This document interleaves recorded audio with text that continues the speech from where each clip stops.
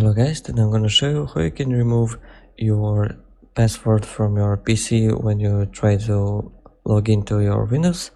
So let's get started and see how you can fix it, how you can remove it. So the first thing here is to go to start.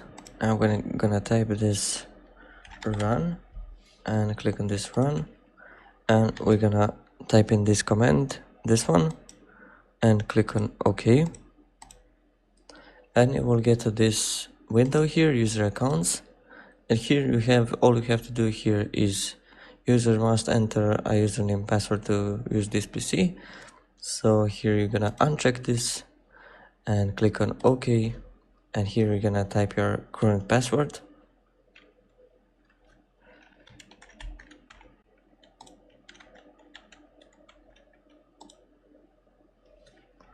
And after that, here you go to start again and type in sign in options. This one will appear here.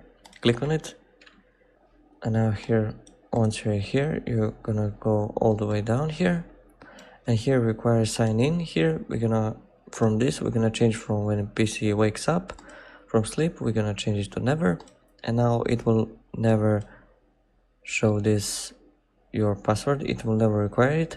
Now if you want to remove your password, just go here on change, and here you type in your current password. And if you want to remove it, just go on next here. You don't have to type anything here. Next, and then finish.